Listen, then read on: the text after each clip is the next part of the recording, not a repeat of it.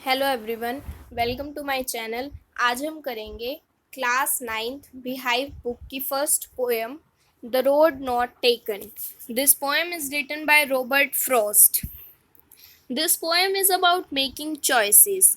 इसमें बताया है कि एक बड़ी पोइट एक फॉरेस्ट में होते हैं जहाँ पे दो रोड्स डिवाइड हो रहे होते हैं या कह सकते हैं डाइवर्ज हो रहे होते हैं, जैसे आप इस पिक्चर में भी देख सकते हैं। तो दोनों रोड्स में से उन्हें किसी एक रोड को चूज करना होता है।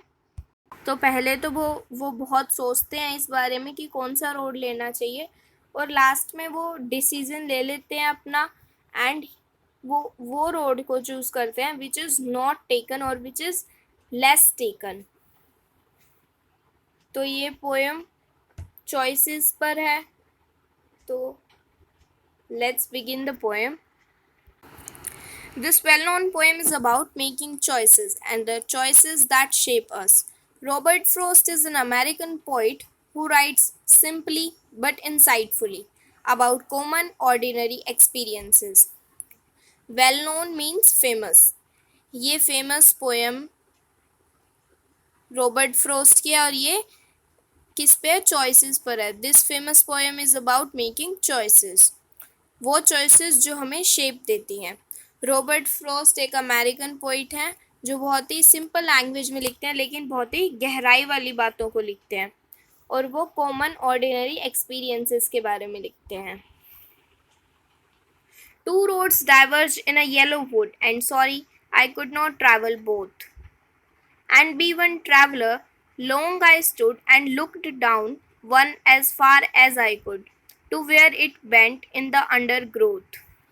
तो पोइट कहते हैं कि वो एक फॉरेस्ट में है।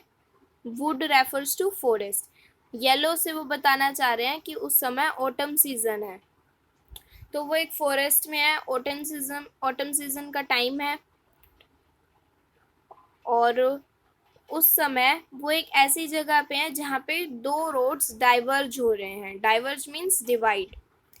और वो कहते हैं कि मैं दोनों रोड्स को ट्रैवल नहीं कर सकता, और एज अ ट्रैवलर मैं वहाँ पे बहुत देर तक खड़ा रहा और सोचता रहा कि कौन सा रोड मुझे चूज़ करना चाहिए, और वहाँ तक देखता रहा जहाँ तक मेरी दृष्टि जाती थी।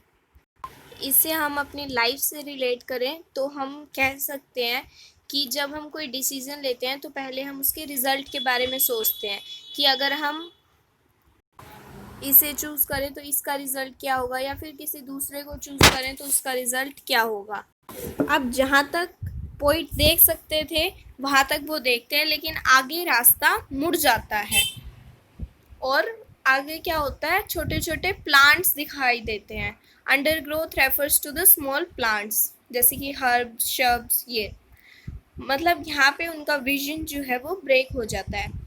Then took the other, just as fair, and having perhaps the better claim, because it was grassy and wanted wear, though as for that the passing there had warned them really about the same.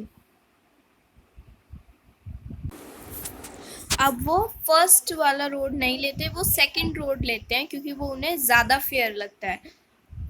अब उन्होंने वो जो road था वो इसलिए choose किया क्योंकि वो उन्हें ज़्यादा अच्छा लगा।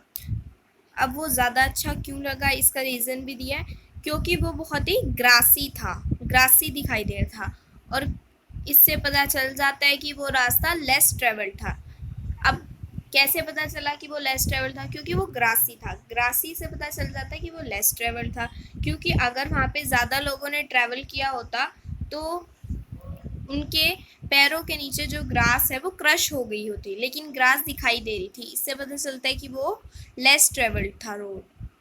तो अब लास्ट की 2 लाइन्स में पोइट अपनी कन्फ्यूजन बता रहे हैं कि अभी भी वो कंफ्यूज थे और उन्हें लगता है कि शायद दोनों रोड्स सेम ट्रेवल्ड हैं, लेकिन मुझे लग रहा है कि ये लेस ट्रेवल्ड है और ये ज़्यादा ट्रेवल्ड है।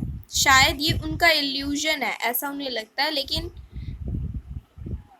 उन्हें लगता है कि मैं गलत भी हो सकता हूँ।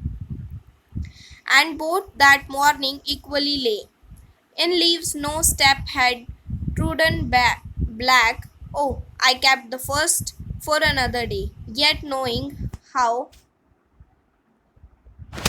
way leads on to way, I doubted if I should ever come back. अब इसमें भी स्टार्टिंग में वो यही बता रहे हैं कि अभी भी वो कंफ्यूज हैं। अब उन्हें लगता है कि शायद दोनों रोड इक्वल ट्रैवल्ड हैं, लेकिन उन्हें ये ऐसा लग रहा है कि सेकंड वाला लेस ट्रैवल्ड है।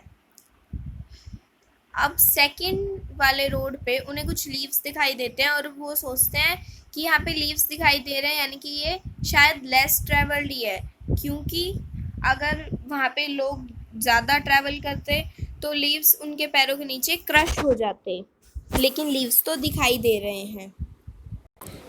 अब फाइनली वो डिसीजन ले लेते हैं कि उन्हें कौन से रोड को चूज़ करना है, और वो कहते हैं कि फर्स्ट रोड पे मैं किसी और दिन ट्रैवल करूँगा, यानी कि वो सेकंड रोड को चूज़ कर रहे हैं। अब वो कहते हैं कि मुझे पता है कि how one way leads to another, मतलब कैसे एक रास्ता दूसरे रास्ते पे लेकर जाता है, और अब वो डाउटफुल हैं कि शायद मैं वापस दोबारा यहाँ पे ना आ सकूँ और फर्स्ट वाले रोड को चूज़ ना कर सकूँ। I shall be telling this with a sigh. Somewhere ages and ages hence, two roads diverged in a wood, and I took the one less travelled by, and that has made all the differences. इस stanza में poet कहते हैं कि जब मेरे इस decision का result आ जाएगा बाद में, तो मैं एक डीप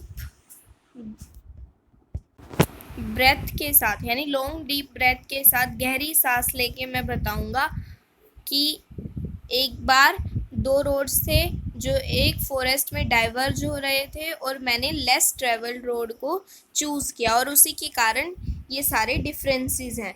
यहाँ पे बताया नहीं है कि उसका रिज़ल्ट क्या हुआ, अच्छा हुआ बुरा हुआ, बस ये बताया कि फ्यूचर में वो इस बात को एक गहरी सांस लेकर बताएंगे कि एक बार दो रोड्स एक फॉरेस्ट में डाइवर्ज हो रहे थे और मैंने लेस ट्रेवल्ड रोड को चूज़ किया, और उसी के कारण ये सारे डिफरेंसेस है। यानी कि अगर अभी जो भी अच्छा है वो उसी के कारण है, और जो भी बुरा है वो उसी के कारण है, क्योंकि यहाँ पे मेंशन नहीं किया कि वो डिसीज़न का रिज़ल्ट क्या हुआ, अच्छा या बुरा। तो ये थी ये पोएम। अगर आपको ये पोएम अच्छी लगी हो तो प्लीज़ मेरी वीडियो को लाइक कीजिए, शेयर कीजिए और मेरे चैनल को सब्सक्राइब कीजिए। Thank you, have a nice day.